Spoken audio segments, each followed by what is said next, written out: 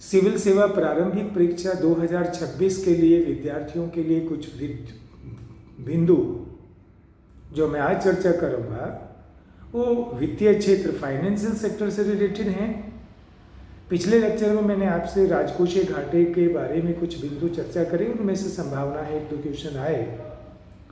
और इसी तरह से आज राजस्व घाटा, प्रभावी राजस्व घाटा, प्राथमिक घाटा, प्रभावी पूंजीगत व्यय, इनके कंसेप्ट क्या हैं, विचार क्या हैं, डाटा क्या हैं, इनके ट्रेंड्स में यानी इनकी जो प्रवृत्ति रही पिछले वर्षों में किस प्रकार की रही, इन बिंदुओं पे आज मेरा ये लेक्चर है। आप इसे गंभीरता से लेंगे तो निश्चित रूप से मेरा अनुमान है कि 2-4 क्वेश्चंस इससे भी आपको जरूर मिलेंगे। आगामी लेक्चर में मेरा पूरा इकोनॉमिक सर्वे, बजट के उन महत्वपूर्ण बिंदुओं को वो बहुत ज़्यादा नहीं होंगे, अधिकतम 60-70 बिंदु होंगे। और इन 60-70 बिंदुओं में से कम 10-12 क्वेश्चंस अगर आपको मिल जाते हैं, जैसा कि आप जानते भी हैं आउट ऑफ 100 क्वेश्चंस इकोनॉमिक्स का शेयर 20, 22, 25 तक कभी कभी गया है, लेकिन 18 क्वेश्चंस तो आते ही हैं।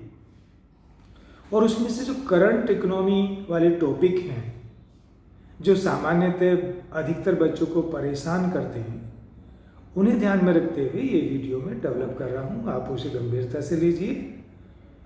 आप देखेंगे कि ये जो सारे डाटा एनालाइज मैं आपके सामने करता हूँ, ये वास्तव में आर्थिक समीक्षा, भारत सरकार के बजट से लिए गए हैं।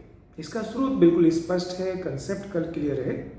तो सबसे पहला मैं कंसेप्ट लेता हूँ जो आपके लिए महत्वपूर्ण है। राजस्व घाटा किसे कहते हैं? वास्तव में राजस्व प्राप्तियों की तुलना में राजस्व व्यय का अधिक होना ही राजस्व घाटा कहलाता है। अगर आप इसकी प्रवृत्ति देखोगे, बजट 2024-25 के दौरान जो हमारा राजस्व घाटा रहा, 24-25 की मैं आपसे बात कर रहा हूं, वो वास्तव में जीडीपी का 1.7% था। 2025-26 के लिए भारत सरकार का टारगेट यानी बजट एस्टीमेट था 1.5% सकल घरेलू उत्पाद का। और जो भारत सरकार का अभी 2025-26, 26-27 के लिए बजट दिया, 25-26 का जो डाटा दिया, जिसे हम रिवाइज या संशोधित अनुमान बोलते हैं, वो भी 1.5% जीडीपी का रहा। 2026-27 के वित्तीय वर्ष के लिए भी भारत सरकार ने राजस्व घाटे के जो बजट अनुमान दिए हैं, बजट एस्टीमेट्स जिसे आप बोलते हो, वो पुनः 1.5% रहेंगे, ऐसा भारत सरकार का अनुमान है। जैसा कि मैंने पहले भी चर्चा करी, वर्तमान परिस्थितियों में ऐसा नहीं लगता कि हम राजकोषीय अनुशासन के इस लक्ष्य को प्राप्त कर सकें। अंतर्राष्ट्रीय बाजार में बढ़ते हुए पेट्रोल की कीमत $120 पर बैरल तक पहुंची है। अभी सरकार की कीमत नियंत्रण की नीति के कारण पेट्रोलियम प्रोडक्ट के प्राइस में डोमेस्टिक मार्केट के अंदर कोई चेंज नहीं हुआ, लेकिन चुनाव के बाद हो सकता है कोई परिवर्तन आए, तो निश्चित रूप से वो राजकोषीय घाटे के लक्ष्य को डेविएट कर देगी, यानी विचलन उसमें होगा और उसी के अनुरूप राजस्व घाटा भी बढ़ सकता है, ऐसी संभावनाएं हैं। दूसरा बिंदु जो चर्चा का है कि पिछले दिनों राजस्व घाटे की प्रवृत्तियां कैसे रही। यदि हम 2017-18 से लेकर 2026-27 के वित्तीय वर्ष तक विचार करें तो 2020-21 का एक ऐसा वित्तीय वर्ष है जो डिमार्केशन लाइन है। इन दोनों, इस पूरे कालखंड को 2 भागों में बांटने वाली एक विभाजक रेखा के रूप में आप देख सकते हैं। 2020-21 के अंदर राजस्व घाटा सर्वाधिक रहा और ये जीडीपी का 7.3% तक पहुंच गया। अगर हम देखें 2017-18 से 2020-21 तक, तो राजस्व घाटा लगातार बढ़ा है और 2020-21 से 2026-27 तक के कालखंड में देखें तो राजस्व घाटा लगातार घटा है। मैं एग्जाम्पल के लिए कोट करूंगा, 2021-22 के वित्तीय वर्ष में राजस्व घाटा राजकोषीय घाटे के अनुरूप ही घटकर जहां 7.3% था 2021 में, 21-22 में घट के 4.4% रह गया। और 2026-27 के लिए जो बजट एस्टिमेट दिए वो जीडीपी का 1.5% दिया।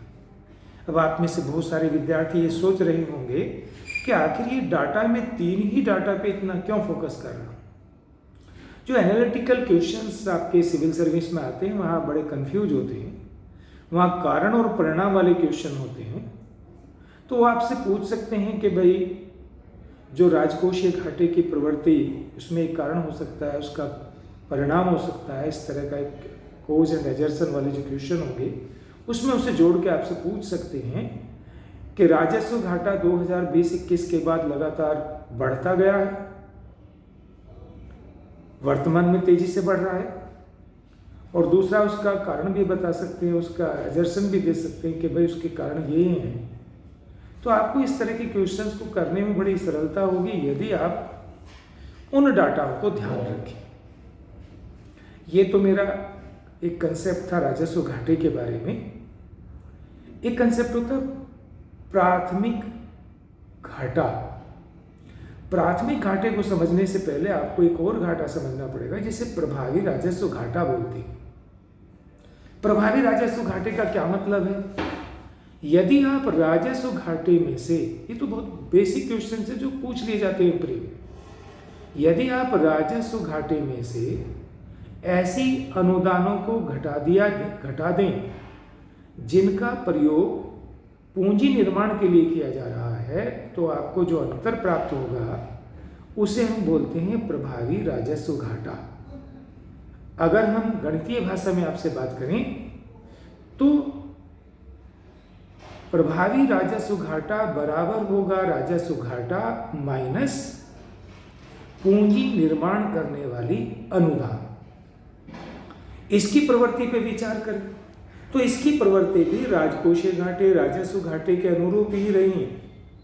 और घाटे की प्रवृत्ति से पहले यदि आप बजट 2026-27 पे विचार करें तो 2024-25 के अंतर्गत प्रभावी राजस्व घाटा वास्तविक रूप से सकल घरेलू उत्पाद का 0.9% रहा, जबकि 2025-26 के लिए जो बजट एस्टिमेट भारत सरकार के थे वो जीडीपी के 0.3% थे। लेकिन जो रिवाइज एस्टिमेट आए यानी एक्चुअल डाटा आया 2026-27 के बजट में वो जीडीपी का 0.6% था।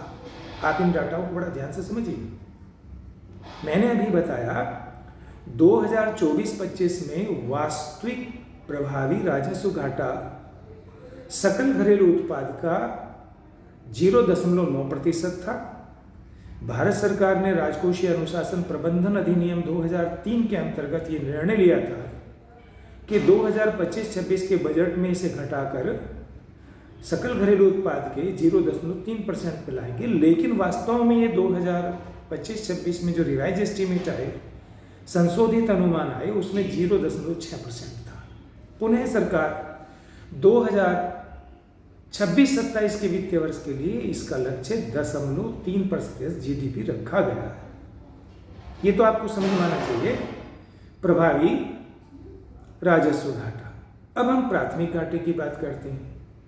प्राथमिक घाटे की जो सिंपल परिभाषा है, यदि आप राजकोषीय घाटे में से ब्याज भुगतानों को घटा देते हैं, देखिए बहुत सिंपल है, मैथमेटिकल भाषा में लिखोगे राजकोषीय घाटा बराबर कुल आय माइनस कुल व्यय। और जब हम बात करते हैं प्राथमिक घाटा बराबर होगा राजकोषीय घाटा माइनस ब्याज भुगतान, यानी प्राथमिक घाटा बराबर होगा राजकोषीय माइनस ब्याज भुगतान। ये तो हुआ घाटे का कंसेप्ट जो हमने राजकोषीय घाटे, राजस्व घाटे से भी संदर्भित कर दिया। अब आपको देखना पड़ेगा बजट 2026-27 में क्या भारत सरकार की स्टैटिस्टिक्स रही रिगार्डिंग दिस प्राथमिक घाटा। 2024-25 में वास्तविक रूप से प्राथमिक घाटा 1.9% जीडीपी का रहा, जो प्रभावी राजस्व घाटे से अधिक था। लेकिन 2025-26 का जो बजट एस्टीमेट था भारत सरकार का, उसमें इसे घटाकर 0.8% रखा गया और संशोधित अनुमान में ही 0.8% रहा। उन्हें जो बजट एस्टीमेट्स दिए गए हैं 26-27 के लिए जीडीपी का 0.7% रहने का लक्ष्य भारत सरकार ने रखा है। अगर हम इसका कंपेयर करें प्रभावी राजस्व घाटे से, तो इसकी प्रवृत्ति में थोड़ा परिवर्तन आया।